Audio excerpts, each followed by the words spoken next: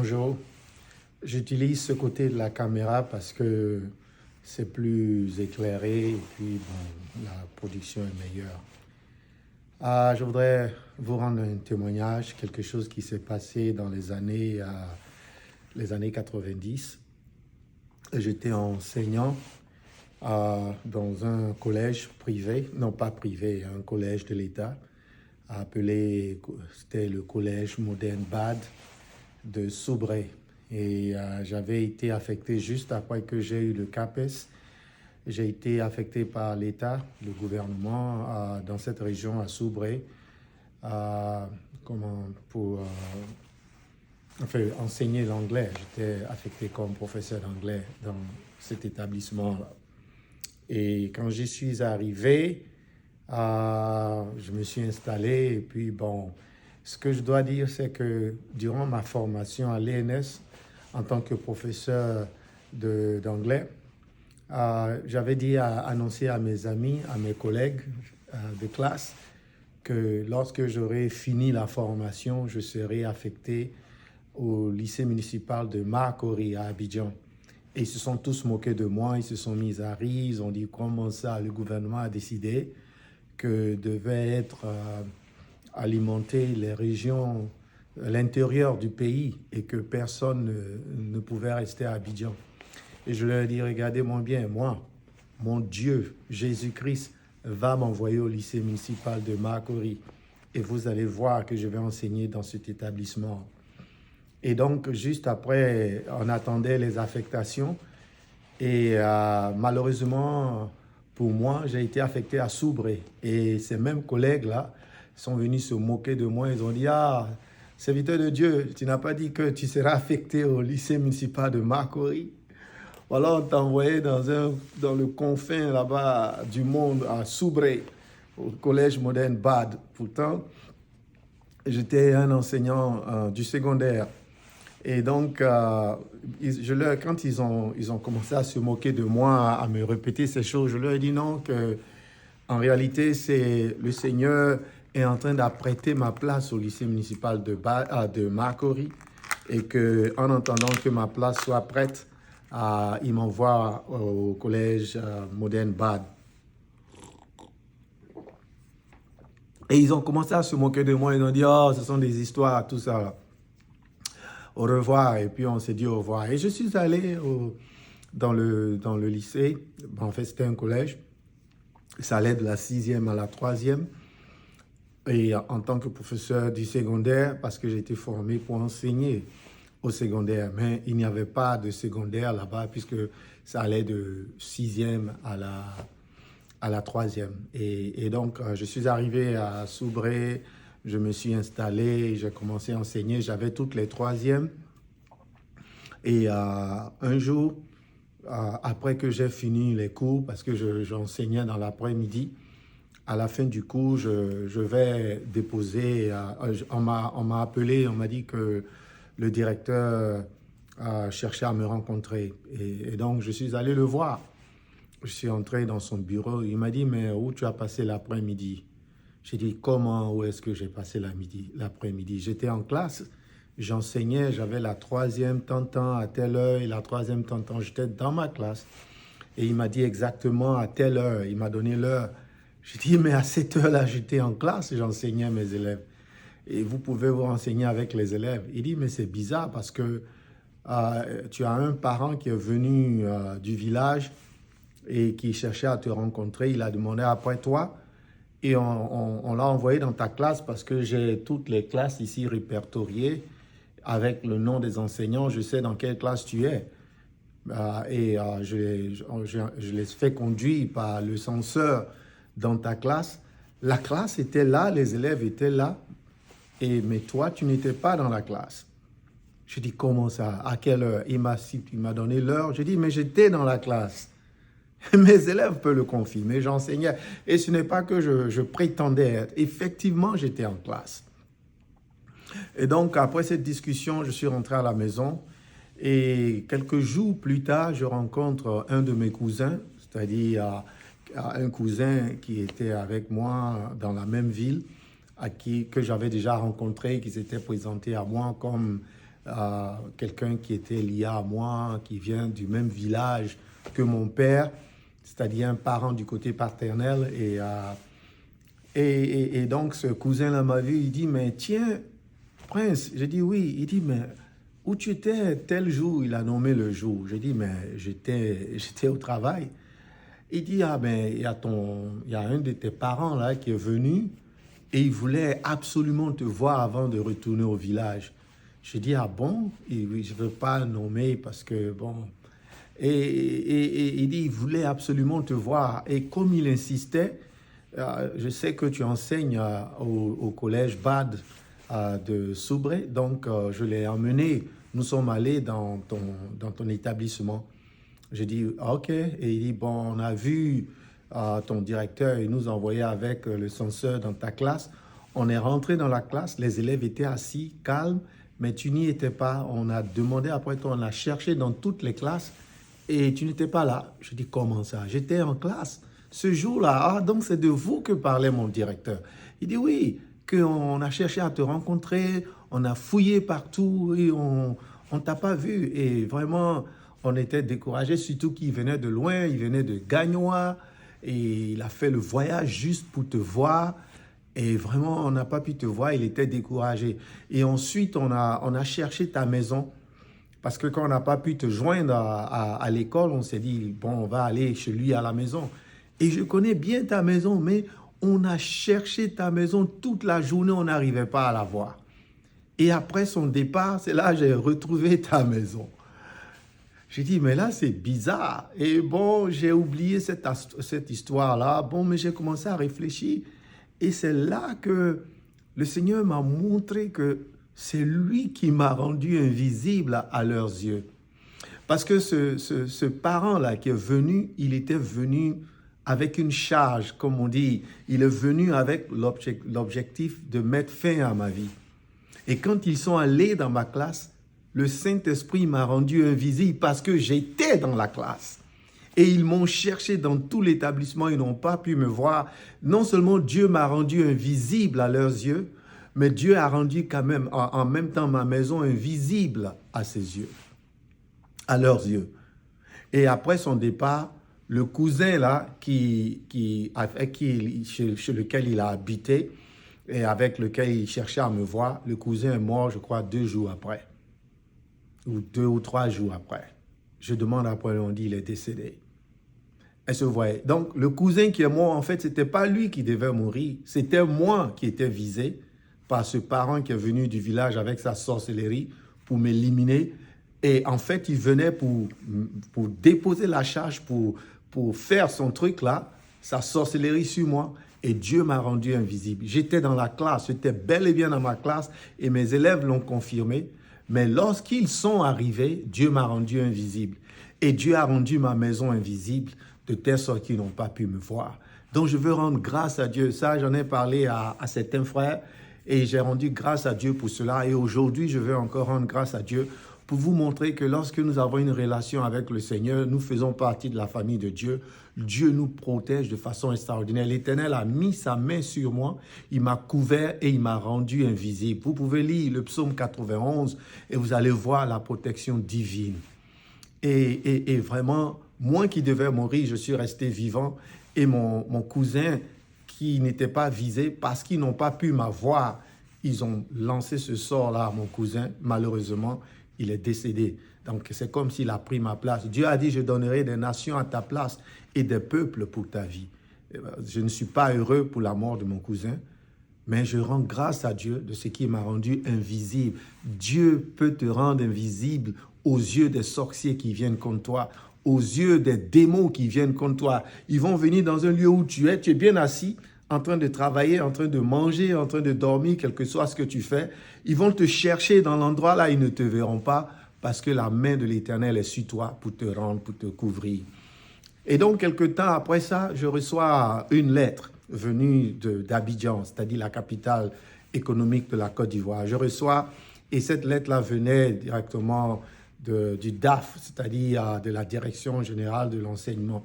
Et donc, mon directeur m'appelle dans son bureau, j'arrive, il dit, bon, il y a cette lettre-là qui vient du service du planning de la direction générale. Bon, j'ai pris la lettre, je rentre à la maison, j'avais même peur d'ouvrir. J'ai dit, mais qu'est-ce qui se passe encore? Qu'est-ce qu'il y a?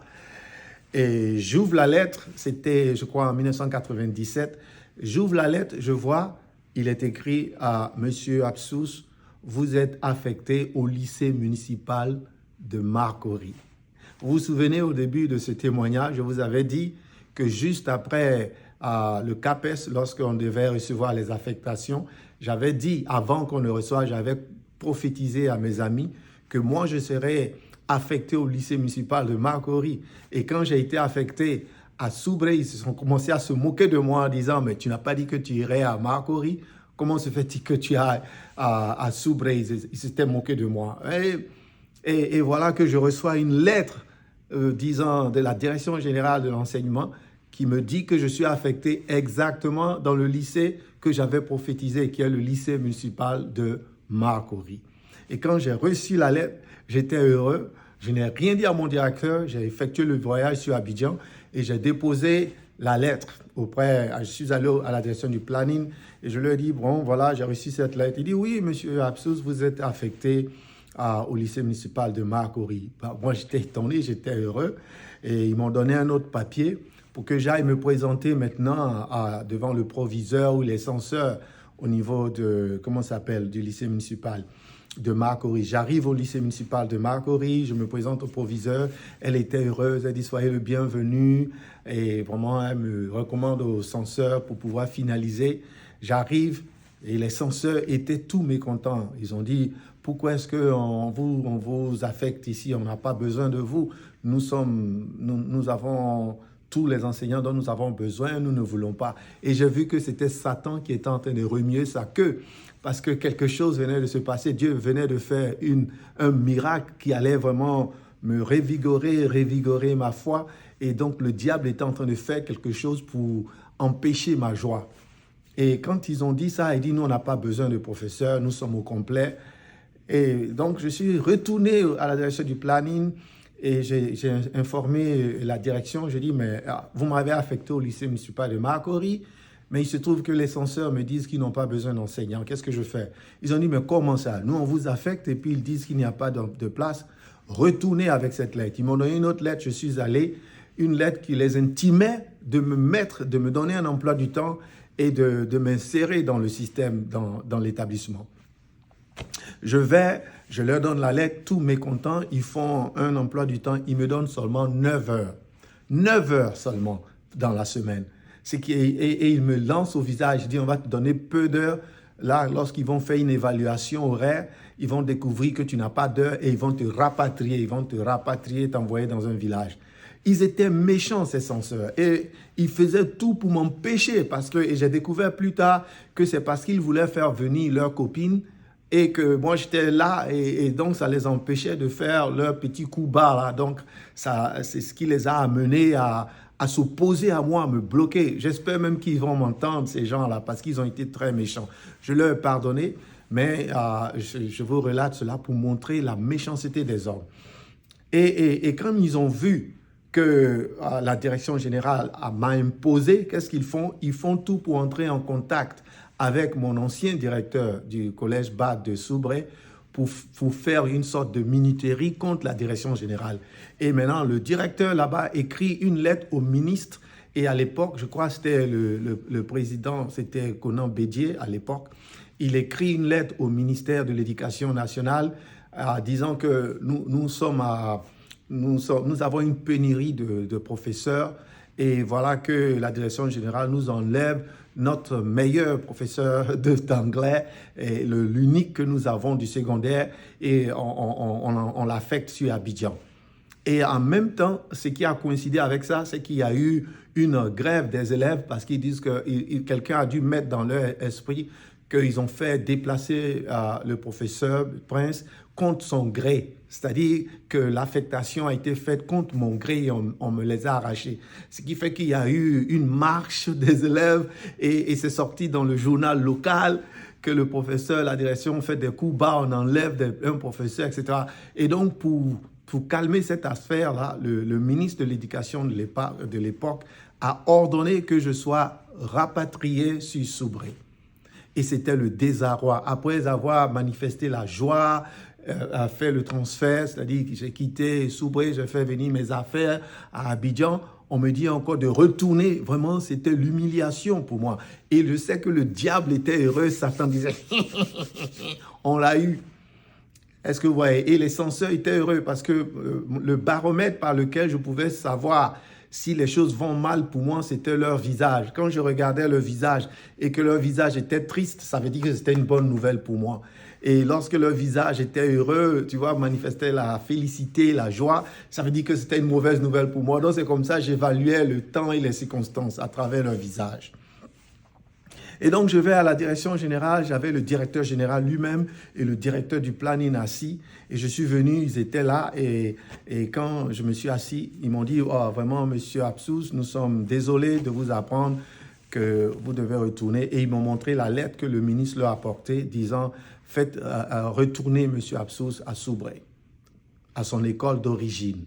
Et j'ai dit, mais je ne comprends pas, vous m'avez affecté, je suis venu...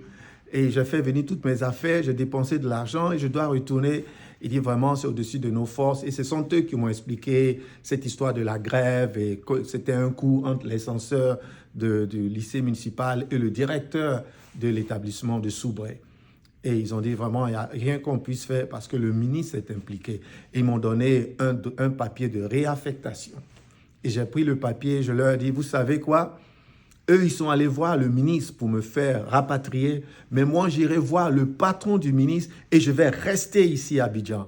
Et ils ont eu peur et ils m'ont dit, oh, monsieur Absous, nous, on est avec vous.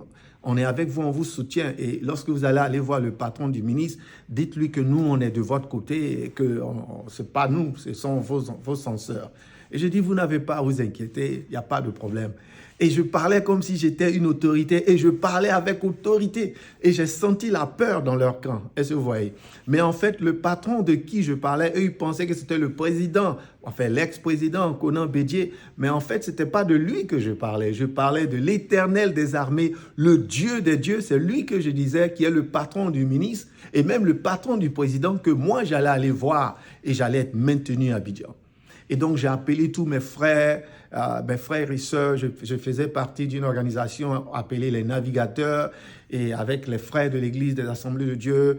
Enfin, j'ai contacté presque tous mes frères, etc. Et je disais, priez pour moi parce que le diable veut me faire retourner dans un village dans lequel je suis resté quelques mois et je ne veux pas retourner. Donc, priez. C'est vrai que Soubré a besoin de personnes, mais je savais que ce n'était pas la place pour moi.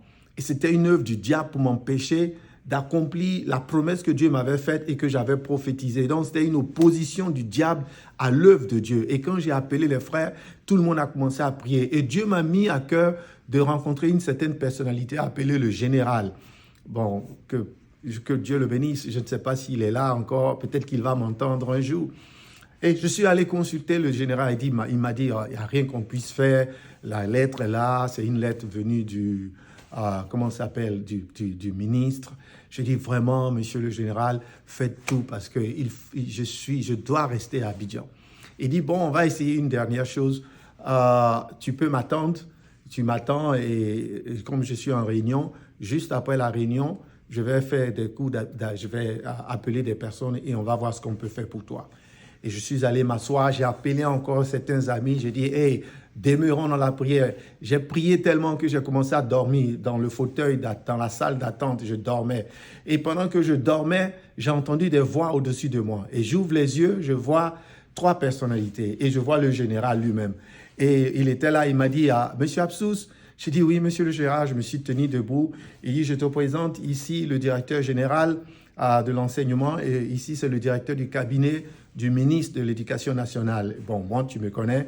Et on va dans le bureau pour discuter. On revient dans quelques minutes. J'ai dit, gloire à Jésus. Et je me suis assis. Ils n'ont pas duré quand ils sont revenus. Il dit, monsieur Absous, j'ai dit oui. Il dit, vous n'avez pas à vous inquiéter, vous retournez au lycée municipal de Marcory. J'ai dit, mais il est censeur. Il dit, on va s'occuper d'eux. Ne vous inquiétez pas, vous retournez. Et j'ai loué Dieu, j'ai appelé les frères, j'ai dit, Dieu a exaucé ma prière. Alléluia. Et donc, nous sommes allés, je suis allé le lendemain, je suis rentré dans l'établissement. Quand les directeurs m'ont vu, ils avaient le visage serré. Il dit, mais monsieur Absous, qu'est-ce que vous faites ici? Parce que pour eux, dans leur tête, je devais être à Soubray. Il dit, mais qu'est-ce que vous faites ici? J'ai dit, mais je suis venu donner les cours, j'ai cours ce matin. Il dit, mais comment ça? Vous ne retournez pas à Soubray? J'ai dit, non, la direction générale m'a demandé de revenir prendre les cours et que je suis ici. Et donc, ils ont dit, mais où est le papier? J'ai dit, mais quel papier? Je ne sais pas, vous pouvez vous adresser à eux. Et je suis entré dans ma classe, quand mes élèves m'ont vu, ils ont crié, wow, ils étaient heureux de me voir.